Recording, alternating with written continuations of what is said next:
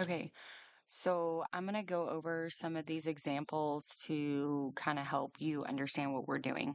Okay, so remember the steps for solving equations. We're going to always combine like terms. So step one is combine like terms. Okay, let me get a different color so you can actually see. So combine like terms. So we have a 6x and a 9x on the left side. Remember, you can't combine terms on different sides, okay? So we have positive 6x minus 9x. That's going to give me negative 3x minus 4 equals negative 2x minus 2. So now I don't have any like terms here and I don't have any like terms here. Okay, so now the second step will be to move variables to one side and then move constants to the other. Now, you don't have to move the variables first. You can move the constants. It doesn't really matter. Those are the next two steps. Okay, so those can be kind of interchangeable. All right, so it doesn't matter which side you move it to, you'll still get the same answer, okay? So I'm gonna add 2x here, add 2x here. So negative 3x and positive 2x gives me negative x minus 4 equals negative 2. Then I'm going to add 4 on both sides. So negative x equals positive 2. But remember, I can't leave my x negative. So what I'm going to do is I'm going to divide by negative 1 because that's what's in front of it. Doesn't change the value. Divide by negative 1 and you end up getting x equals negative 2. Okay, so let's do number 8. Remember, you can always pause this video at any time to look back at the steps. So I'm going to keep going on, but because it's a video, you can pause it and slow down if you need to. All right, so over here is distributive property. So I've got to get rid of the parentheses before I can ever combine like terms. So on this one, I didn't have distributive property. But if you have parentheses and a number on the outside, you have to get rid of it first. So I have negative 2 times 2x, which gives me negative 4x. Then I have negative 2 times 3, which gives me negative 6, equals negative 4 times x is negative 4x. Negative 4 times 1 gives me negative 4, and then minus 2. Okay? Now, I can't combine like terms on the left side, but I can combine on the right side. So I'm just going to rewrite this on the left side. And I have negative 4x, and negative 4 and negative 2 give me negative 6. Okay? So when I add 4x, those cancel out. On both sides, I'm left with negative 6 equals negative 6. And yes, that's true. That's more of an algebra way of seeing things. So that means all real numbers. So just leave it like that if it happens, okay? All right, the next one. All right, we have 3 minus 6a equals 9 minus 6a. So if I add 6a on both sides, I get 3 equals 9. Does 3 equal 9? No. So that's no solution. So no solution.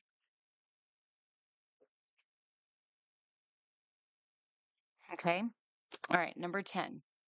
All right, so we are going to add x on both sides because I didn't have any distributive property and I didn't have any combining like terms. So negative 9x plus 1x gives me negative 8x plus 6 equals 4. Okay, now I'm going to subtract 6 on both sides. So I get negative 8x equals negative 2. Divide by negative 8 on both sides. X is going to equal, it's going to be positive. Negative divided by negative is positive, and then you're going to reduce the fraction to 1/4.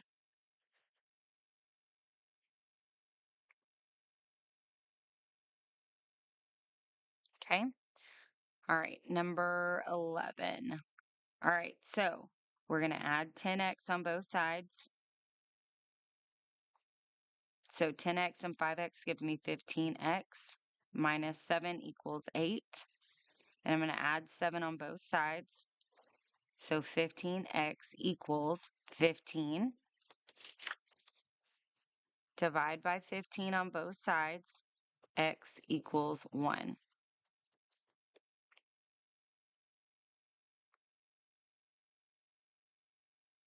Okay?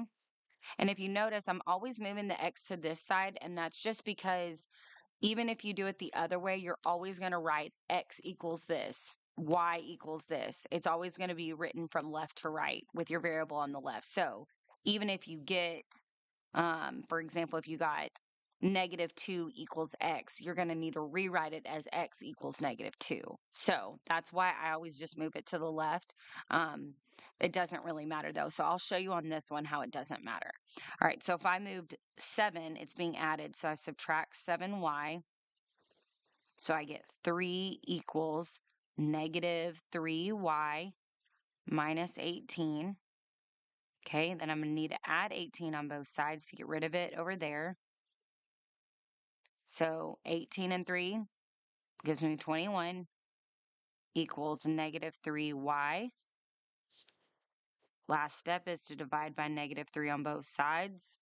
So I end up getting -7 equals y. But remember what I said, you need to write it as y equals -7. So you're still going to get the same answer no matter which way you do it. You're just going to have to rewrite it. Okay. Distributive property. So -3 times y is -3y. -3 times 3 gives you -9 equals 2y plus 3. All right, I'm going to subtract 2y on both sides. So I get -5y minus 9 equals 3. I'm going to add 9 on both sides. So I get -5y equals 12. Divide by -5 on both sides. Y equals -12 over 5. And we can't reduce that. Okay. Okay. All right. Number 14. 2 times -3a gives me -6a. 2 times 5 gives me +10 equals -4 times a is -4a. And -4 times 4 is -16. You really have to remember your integer rules on this. This is something we learned extensively last year, and you're going to have to memorize them. That's why this is going so much faster than me. It's not because I'm the teacher, it's because I know the integer rules backwards and forwards, and you have to do that as well. Okay, so I'm going to add 4a on both sides. So -6 and +4 give me -2a plus 10 equals -16. Then I'm subtract 10 on both sides. -2a equals -26. Divide by -2 on both sides. A is going to equal negative divided by negative is a positive. It's going to equal 13.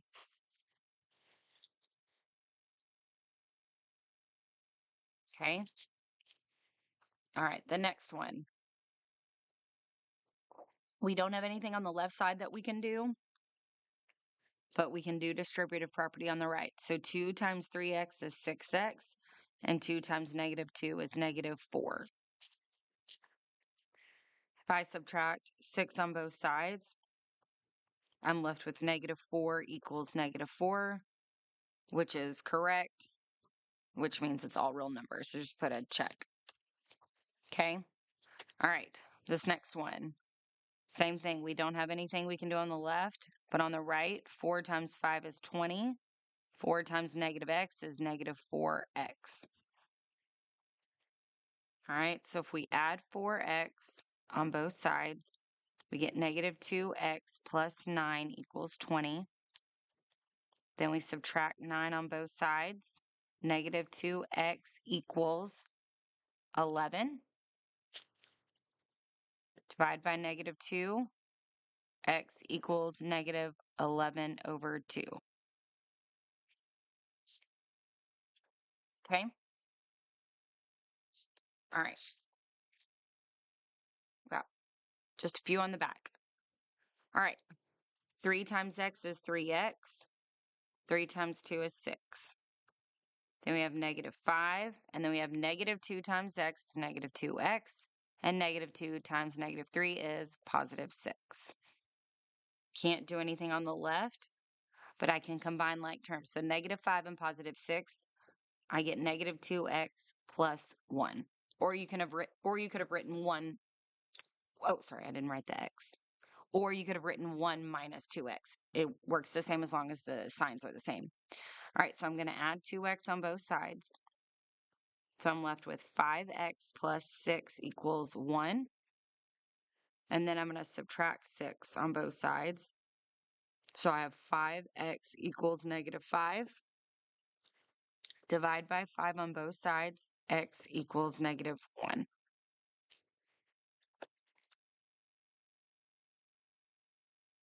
Okay? All right, distributive property. 2 times x is 2x. 2 times -3 is -6. Okay? And then we have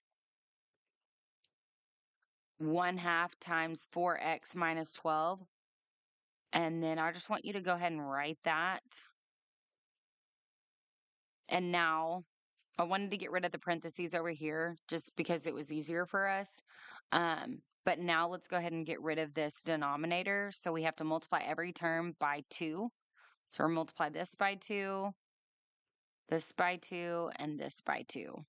You could have multiplied by 2 over here and then done distributive property. It's the same thing. So 2 times 2x is 4x. 2 times -6 is -12. And then this just cancels out and we're left with 4x minus 12.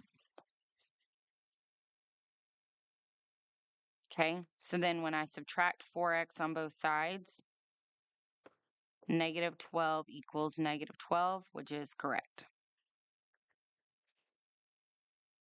Okay. All right, distributive property. We get 2x minus 6 equals x minus 1 plus 7. We can't do anything on the left side, but we can combine like terms. So we have x plus 6 because 7 and -1 give me 6. Okay, subtract x on both sides. So we get x minus 6 equals 6. Add 6 on both sides. X equals 12.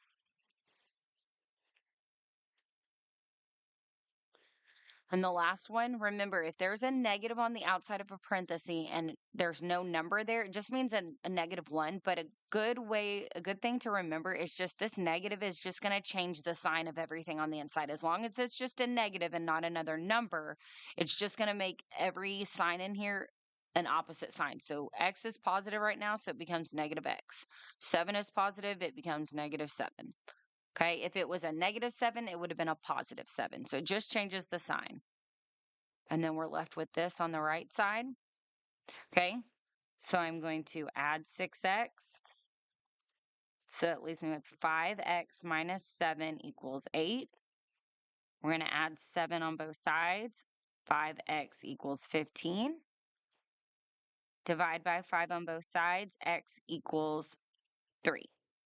Okay, so you should know how to do all that, but if you get stuck, here are the notes to kind of help you understand how to do this. Okay, let me know if you have any questions.